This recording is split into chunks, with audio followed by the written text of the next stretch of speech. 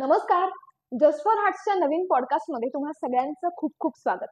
तर आपण PCOD part 1 मध्ये बघितलंय की पीसीओडीचे काय सिम्पटम्स आहेत, कॉजेस काय आहेत, मेनली पीसीओडी काय आहे याचं एक ब्रीफ डिस्कशन आपण नेहा मॅडम सोबत केलं आणि आज आपण त्याचाच दुसरा भाग घेऊन आलो आहोत, ज्याच्यामध्ये आपण मेन गोष्टी म्हणजे डायग्नोसिस, ट्रीटमेंट आणि पीसीओडीचे काय कॉम्प्लिकेशन्स असू शकतात ह्या काही महत्त्वाच्या मुद्द्यांवर चर्चा करणार आहोत. आता खूप लोक ना पीसीओडी ट्रीट नाही करत, मग त्यांची ओबेसिटी वाढत जाते. म्हणजे तू बघितलं तर काही लोक किती म्हणजे वाढलेले असतात. आणि पीसीओडी असं काही नाही की टीनेज मध्येच असतो किंवा इन्फर्टिलिटी पर्यंत.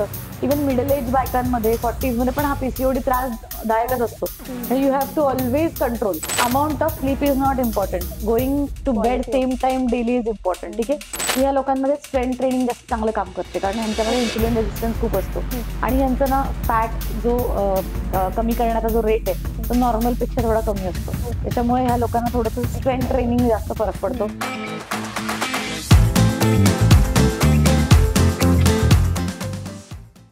तर नमस्कार मॅडम. नमस्कार. आपण आधीच्या व्हिडिओमध्ये बघितलं की पीसीओडी काय आहे, सिम्पटम्स काय आहेत, कॉजेस काय आहेत आणि त्याहीपेक्षा महत्त्वाचे मुद्दे म्हणजे की त्याचं डायग्नोसिस आपण कसं करू शकतो, की मला कसं कळेल की मला पीसीओडी झालाय. तर मला म्हणायचं की जेव्हा तुम्हाला सिम्पटम्स दिसतात, आता डायग्नोसिस पार्ट आपण बोलणारच आहोत, पण डायग्नोसिस पर्यंत जायला तुम्हाला डॉक्टरांकडे जावं लागणार आहे. बरोबर. त्याच्यामुळे जे काही आपण मागचा एपिसोड तुम्ही जर बघितला नसेल तर प्लीज जाऊन बघा. त्याच्यामध्ये डिटेलमध्ये सिम्पटम्स आपण डिस्कस केले आहे. तर सिम्पटम्स जर तुम्हाला तसे काही असतील तर किंवा त्याच्यातलं एक जरी सिम्पटम असेल, की असं नाही की सगळे कलेक्टिव्ह सिम्पटम्स असतात की एबनॉर्मल हेअर ग्रोथ आहे किंवा पिंपल्स येत आहेत किंवा एबनॉर्मल पिरियड आहे, तर तुम्ही एकदा डॉक्टरांची कन्सल्ट केलं पाहिजे. आणि डॉक्टरांची कन्सल्ट केल्यानंतर डायग्नोसिस मध्ये कसं आहे की एक 4-5 गोष्टी कलेक्टिव्ह मिळून त्याचं डायग्नोसिस होतं. जसं फर्स्ट आहे मेडिकल हिस्ट्री. तुमची सगळी मेडिकल हिस्ट्री घेतली जाते की तुमच्या आईला किंवा तुमच्या घरात कोणाला बहीण आहे किंवा जे फिमेल्स असतात घरातले इमिजिएट फॅमिलीमधले, त्यांना कोणाला काही ओव्हरीजचा प्रॉब्लेम होता का किंवा त्यांना पीसीओडी होती का, मेडिकल हिस्ट्री बघितली जाते. नंतर फिजिकल एक्झामिनेशन. फिजिकल एक्झामिनेशन मध्ये थोडंसं हे बघितलं जातं की तुम्हाला बीएमआय काय आहे, म्हणजे तुमचं वजन उंचीप्रमाणे आहे का किंवा वजन जास्त आहे किंवा ऍक्ने आहे, हिस्ट्युरिझम आहे, म्हणजे इथे जे काही मिशा येतात मुलींना ते मेल कॅरेक्टरिस्टिक्स काही दिसतात का मुलीमध्ये. बरेचसे फिजिकल की त्या मुलींना विचारलं जातं की पाठीला ऍक्ने आहे का, चेस्टवरती ऍक्ने आहे का, किंवा डार्कनिंग ऑफ स्किन आहे का मानेला वगैरे, असे फिजिकल एक्झामिनेशन केलं जातं. तिसरं आहे लॅब टेस्ट. लॅबोरेटरीमध्ये काही हार्मोन्स तुमचे चेक केले जातात, जसं LH आहे, FSH आहे, असे हार्मोन्स चेक केले जातात ते ब्लड थ्रू. नंतर फोर्थ आहे अल्ट्रासाऊंड, म्हणजे आपलं पेल्विक अल्ट्रासाऊंड म्हणजे सोनोग्राफी साधारण. तर सोनोग्राफीमध्ये आपल्याला लक्षात येतं की पीसीओडी वगैरे आहे का नाही. तर आपण आता डायग्नोसिस बघितलं, पण मेनली आपण ट्रीट कसं करू शकतो पीसीओडीला. तर पीसीओडीला ना, जसं मी तुला सांगितलं, डायग्नोसिस हे कलेक्टिव्ह या सगळ्या रिपोर्ट्सने डायग्नोसिस होतं. आता ट्रीटमेंटमध्ये ना पीसीओडी काय आहे, त्याला पॉलिसिस्टिक ओव्हरियन डिझीज असं म्हटलेलं आहे. तर ते सिंड्रोम पण म्हणतात त्याला. ठीक आहे. तो ते सिम्पटम मॅनेजमेंटमध्ये ह्याचं ट्रीटमेंट आहे की जे सिम्पटम्स आहेत ना ते मॅनेज करतात, कारण व्हेरियस सिम्पटम्स आहेत है ना. आता डायबिटीज मध्ये शुगर वाढते, आपण शुगर कमी करतो, तसं इथे एक नाहीये. इथे वेगळे सिम्पटम्स आहेत, आपल्याला सिम्पटम मॅनेजमेंटवरती काम करावं लागतं. तर बेसिकली ट्रीटमेंटमध्ये पहिला आहे डाएट आणि एक्सरसाइज, स्लीप आहे, स्ट्रेस मॅनेजमेंट आहे. नंतर ज्यांना इन्फर्टिलिटी होते त्यांना इन्फर्टिलिटी ट्रीटमेंट दिली जाते. नंतर काही हर्बल किंवा न्यूट्रास्युटिकल सप्लिमेंटेशन थ्रू एक ट्रीटमेंट असते, ती एक ट्रीटमेंट दिली जाते. आणि वर्स्ट केसेसमध्ये, अगदी सिव्हिअर, नॉट वर्स्ट, सिव्हिअर केसेसमध्ये काही ऑपरेट्स पण सांगतात, म्हणजे ऑपरेशन्स पण करायची गरज पडते. ठीक आहे. ओके. पण मग ही ट्रीटमेंट आपण जर आता डिटेल्ड बोलायला गेलो तर डाएट कसं असलं पाहिजे पीसीओडी मध्ये. तर डाएटमध्ये मेजरली काय आहे की पीसीओडी मध्ये insulin resistance is a major symptom. तर इन्सुलिन रेजिस्टन्स मेजरली असल्यामुळे ह्याच्यामध्ये लो ग्लायसेमिक डाएट्स जास्त वर्क होतात. ओके. तर low glycemic diet is a same diet which we use in diabetes. आपण जो मधुमेही पेशंट्सला देतो तोच डाएट. तर लो ग्लायसेमिक इंडेक्स डाएट म्हणजे काय आहे की कुठल्याही पदार्थाची शुगर वाढवण्याची कॅपॅसिटी असते. म्हणजे तू पोळी खाल्ली तर त्याच्याने शुगर वाढणार आहे, भात खाल्ली त्याने शुगर वाढणार आहे, पण पोळी खाल्ल्याने कदाचित हळूहळू वाढेल, कारण पोळीत फायबर असतं आणि भाताने फायबर कमी असल्यामुळे स्पाइक होते. तर त्या कुठल्याही पदार्थाची शुगर वाढण्याची जी कॅपॅसिटी असते त्याला आपण ग्लायसेमिक इंडेक्स म्हणतो. तर जेवढा पदार्थ लवकर शुगर वाढतो तेवढा तो पीसीओडी साठी वाईट आहे. त्यामुळे आपल्याला जे सिंपल कार्बोहायड्रेट्स आहे ते आहारातनं काढून टाकायचे असतात, जसं मैदा, ब्रेड किंवा शुगरचे आपले मिठाई, बेकरी आयटम्स, बिस्किट्स, या सगळ्या गोष्टींना इमिजिएटली रक्तात त्याची स्पाइक येते शुगरची. भात आहे, इव्हन भात सुद्धा तर हे सगळ्या आपल्याला आहारातनं अवॉइड करायच्या गोष्टी आहे. आणि इन्क्लूड काय करायचं, होल ग्रेन्स म्हणजे डाळी, स्किन असलेल्या डाळी, अख्खे म्हणजे आपलं गहू, नंतर बार्ली आहे किंवा ओट्स आहेत, आपण जे चांगल्या प्रकारचे रोल्ड ओट्स किंवा स्टील कट ओट्स आहे. म्हणजे त्याच्यामध्ये पण प्रकार असतो. व्हाईट ओट्स आहे ते सिम्पल कार्बोहायड्रेट्स आहे. तर ओट्स मधले पण माझा एक सेपरेट व्हिडिओ आहे ओट्सच्या प्रकारावर, तोही तुम्ही जाऊन बघू शकता. तर असे वेगळ्या वेगळ्या अख्खी धान्य ज्यामध्ये फायबर जास्त आहे तशी इन्क्लूड करायला पाहिजे. नंतर कडधान्य, आता प्रोटीन्स वरती भर दिला पाहिजे. ठीक आहे. प्रोटीनचे जे पदार्थ असतात ना ते नॅचरलीच ग्लायसेमिक इंडेक्स मध्ये कमी असतात. म्हणजे आपली सगळी कडधान्य, स्प्राउट्स आहे, डाळी, उसळी, सोयाबीन, नंतर लीन प्रोटीन्स आपण इन्क्लूड करायचे, chicken, fish, eggs, mutton, red meat avoid केलं पाहिजे. ठीक आहे. बाकी हे सगळं इन्क्लूड करायचं. नंतर फॅट्सचा प्रकार घेतला तर फॅट्स देखील चांगल्या प्रकारचे फॅट्स आहारामध्ये इन्क्लूड करायचे. जसं अवोकाडो आहे, ऑलिव्ह ऑइल आहे. आता फिश मध्ये चांगलं फॅट असतं.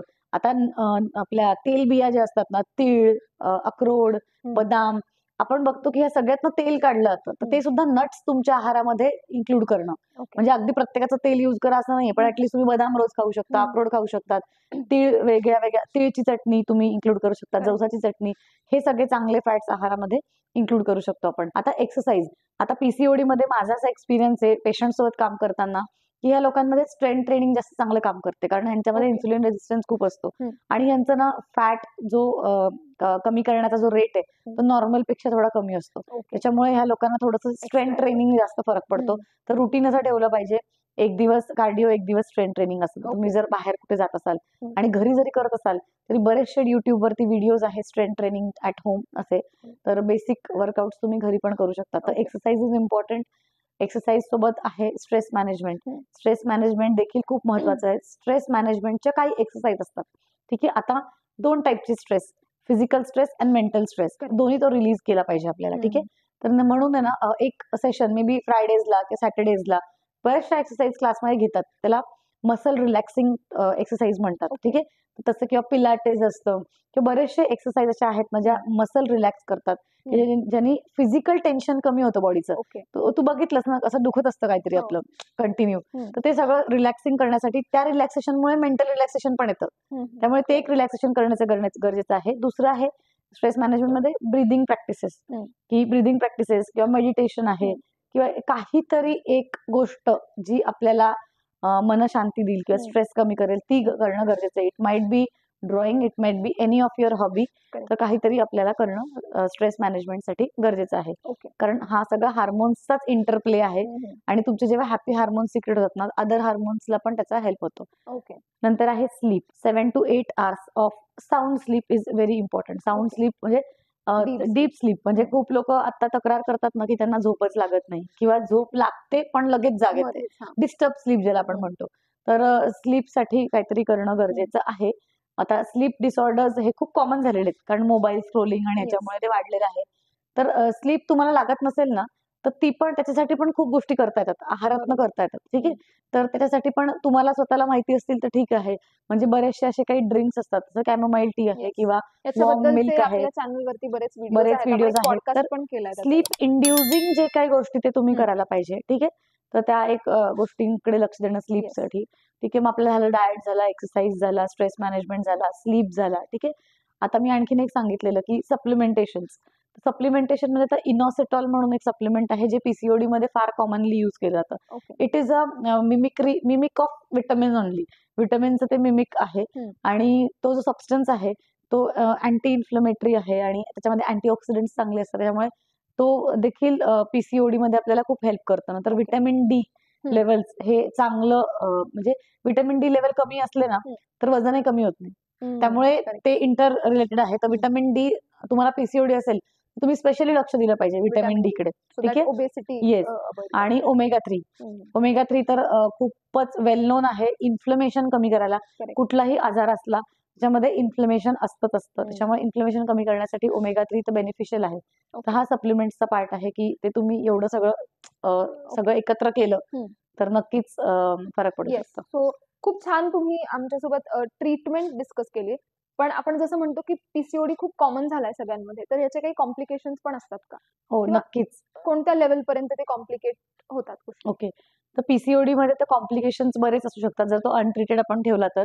आता खूप लोकांना पीसीओडी ट्रीट नाही करत, मग त्यांची ओबेसिटी वाढत जाते. म्हणजे तू हं. बघितलं असेल काही लोक किती म्हणजे वाढलेले हो. असतात. आणि पीसीओडी असं काही नाही की टीनेज मध्येच असतो किंवा इन्फर्टिलिटी पर्यंत. इव्हन मिडल एज बायकांमध्ये 40s मध्ये पण हा पीसीओडी त्रासदायकच ओके. असतो. हं. You have to always control, हं, की तुम्हाला एकदा पीसीओडी झाला ना, तर तुम्ही ती काळजी घ्यायचीच आहे, की मी कधी पण लगेच ट्रिगर हां, होऊ शकतं. म्हणजे ते काय म्हणतात ना, तो स्पीड ब्रेकर आहेच मला. तर मला सांभाळूनच चालायचंय. हं. तर ते तुम्हाला ते प्रिव्हेंटिव्ह हे काळजी घेतच जावं. म्हणजे तुम्हाला वजन कमी ठेवणं सगळ्यात इम्पॉर्टंट आहे. ते हार्ड आहे पीसीओडी मध्ये वजन कमी ठेवणं. पण ती that is the only treatment that will help life long. आणि कॉम्प्लिकेशन्स मध्ये डायबिटीज टाइप 2 ओके. जो कालांतराने जे पीसीओडी इन्सुलिन रेझिस्टन्स हं. आहे. इन्सुलिन रेझिस्टन्स म्हणजेच परत डायबिटीज आहे. तर तो डेव्हलपच होतो. ओके. टाइप 2 डायबिटीज, हायपरटेन्शन म्हणजे हं. बीपी वाढण्याची शक्यता, हार्ट प्रॉब्लेम्स होऊ शकतात. ओके. कारण अगेन इंटररिलेटेड वजन वाढणं आणि हार्ट प्रॉब्लेम, डायबिटीज हे सगळ्या गोष्टी आणि एंडोक्राईन डिसऑर्डर असल्यामुळे एंडोक्रिनल कॅन्सर्स देखील होऊ शकतात. ओके. म्हणजे हे अगदी वर्स्ट केसेसमध्ये सगळ्यांनाच नाही पण पॉसिबिलिटी आहे. त्याच्यामुळे ओके. त्याला योग्य ट्रीटमेंट योग्य घेणं वेळेत. गरजेचं आहे. ओके. आणि आता आपण बरंच डिस्कस केलं, तर समजा आपण आता केस स्टडी म्हणून डिस्कस करायचं म्हटलं, तर suppose I am a PCOD sufferer. तर मग माझी बेसिक लाईफस्टाईल कशी काय पाहिजे? किंवा एका दिवसात साधारण रुटीन द्यायचं म्हटलं, तर सकाळी उठल्यापासून ते रात्री झोपेपर्यंत कोणत्या वेळेला मी काय आहार घेतला पाहिजे? किंवा किती वेळ व्यायाम केला पाहिजे? किती हं. वाजता झोपलं पाहिजे? किती वाजता हं. उठलं पाहिजे? ह्या गोष्टी कशा असल्या पाहिजेत आणि त्या किती मॅटर करतील? आता सगळ्यात पहिली गोष्ट तर सर्कॅडियन रिदम फॉलो केला पाहिजे. म्हणजे सकाळ झाली, sunrise you have to wake up. तुला उठलंच पाहिजे आणि जेव्हा सनसेट होतो, त्याच्या सनसेटच्या नंतर न जेवणं आणि रात्री जसा अंधार पडतो ना, तेव्हा झोपायला म्हणजे झोपणं. 10 म्हणजे तुझा रोजचा 9चा टायमिंग आहे, 10चा आहे किंवा 11चा आहे. तो टायमिंग फिक्स पाहिजे. ओके. रोज म्हणजे त्याच वेळेला येस. झोपलं पाहिजे. असे पण स्टडीज आहे, की तुम्ही रोज त्या टाईमला उठला झोपला तर तुम्हाला ते बेनिफिट्स मिळू शकतात. नाहीतर मग परत ते डिस्टर्ब स्लीप सारखंच आहे. कधी 12ला झोपताय, कधी 9ला झोपताय तसं नाहीये. Amount of sleep is not important. Going to bed quality of same sleep. Time daily is important. ठीक आहे. तर ते इम्पॉर्टंट आहे, की तुम्ही कधी झोपताय, कधी उठताय. ठीक आहे. ओके. त्याच्यानंतर आपल्याकडे जर म्हणजे तू पण आहेस किंवा कोणी पेशंट आहे, तर आपला अप्रोच असा असतो, की अर्ली मॉर्निंग रुटीन करेक्ट केलं जातं. चहा, कॉफी वगैरे आपण बंद करतो. जे काही कॅफेन आहे, टॅनिन्स आहे, तर ते त्यांनी आणखीन ऍसिडिक आणि ह्याच गोष्टी होतात. त्यामुळे अप्रोप्रिएट वॉटर दिलं जातं. ओके. बघून की तुझी कोमॉर्बिडिटीज काय, तुला थायरॉइड पण आहे, की तुला डायबिटीज आहे, त्याप्रमाणे बदलतं. लाईक मेथी सीड, जीरा वॉटर का लेमन वॉटर काय द्यायचं हे आम्ही त्या गोष्टीवरनं ठरवतो. नंतर ब्रेकफास्ट आहे. ब्रेकफास्टमध्ये तुला कार्बोहायड्रेट्स किती अलाव करायचे, तुझ्या दिवसभराच्या कॅलरीज मला काढायच्या आहे. कारण तू एक्सरसाइज करते का किंवा कुठल्या टाईपचं करते, तू जर खूप जास्त करते एक्सरसाइज 500-600 कॅलरी बर्न करते, तर मी तुला 1100-1200 कॅलरीचं डाएट देऊ शकते. किंवा एखादा अजिबातच करत नाही किंवा थोडंसंच करतोय, तर त्याला मला 1000 कॅलरीचं द्यावं लागेल. तर त्याप्रमाणे मी सकाळी इंडिव्हिज्युअल. ब्रेकफास्टमध्ये एग सँडविच आहे किंवा पोळी आणि ऑमलेट आहे किंवा स्प्राउट्स आहे, पोहे आहे, काय द्यायचं त्याप्रमाणे ठरवतो आपण. त्याच्यानंतर मिड मॉर्निंगला गरज असेल तर आपण देतो, नसेल तर मग एखादा फ्रूट वगैरे असं. नंतर मग जेवणामध्ये पण सेम कार्बोहायड्रेट्स, भात आणि पोळीचं प्रमाण आपला कमी ठेवायकडे कल असतो. ओके. कडधान्य आणि ते काय रेसिपीज आपण देऊ शकतो ते बघतो आपण, की प्रोटीन आपली रिक्वायरमेंट सरप्राईज केली पाहिजे आपण. ते नंतर इव्हनिंगला पण गरज असेल तर आपण देतो किंवा स्नॅक्स किंवा हर्बल टी रेकमेंड करतो. ठीक आहे. आणि ह्या लोकांना ते भूक लागते इन्सुलिन रेझिस्टन्स असल्यामुळे, तर तिथे हेल्दी स्नॅक्स आम्ही द्यायचा प्रयत्न करतो. कारण तीच एक वेळ असते, की तेव्हा काहीतरी समोसा किंवा फ्राईड फूड खाल्लं जातं किंवा चहा बिस्किटं खातात खूप लोकं किंवा काहीतरी तिथेच चाट आयटम खातात. ती संध्याकाळचीच वेळ जरा डायसी असते. तर ती सांभाळून तिथे योग्य प्रमाणात काहीतरी योग्य पद्धतीचे स्नॅक्स रेकमेंड केले जातात. आणि रात्री डिनरला पण सेम थिंग. एक तर प्रोटीन्स आणि फायबर देतो, कार्बोहायड्रेटची गरज असेल तर देतो किंवा स्मॉल पोर्शन मध्ये आपण कार्बोहायड्रेट्स ही अलाव करतो. डिपेंड्स तुमचं रुटीन कसं आहे, तुमचं लाईफस्टाईल कसं आहे. आणि आपल्या प्रोग्राममध्ये एनरोल करायचा फायदा असा आहे, की आपण वीकली त्यांना प्लॅन देतो. 1 वीकमध्ये रोजच त्यांचा फॉलोअप घेतो. आणि अकाउंटेबिलिटी असल्यामुळे त्यांना देखील ते मोटिवेशन असतं, की आपल्याला कोणतरी विचारतंय. आणि वीकली तुमचे हे बघून, की काही लोक असतात, की मला संध्याकाळी भूक नाही लागत आहे, तर हे स्टॉप करूया किंवा भूक लागते मी नाही सहन करू शकत. तर तिथे आपल्याला काहीतरी कंटिन्युअस चेंजेस करावे लागतात. तोपर्यंत आपण चेंजेस करतो जोपर्यंत रिझल्ट आपल्याला मिळत नाही. ठीक आहे. तर असं आपला पीसीओडीला प्लॅन द्यायचा स्ट्रॅटेजी आहे. Yes, great. आणि या प्लॅन बद्दल मॅडमनी सांगितलं आणि सगळ्यात महत्वाची गोष्ट म्हणजे की पीसीओडी डिरेक्टली लिंक्ड आहे ओबेसिटी सोबत.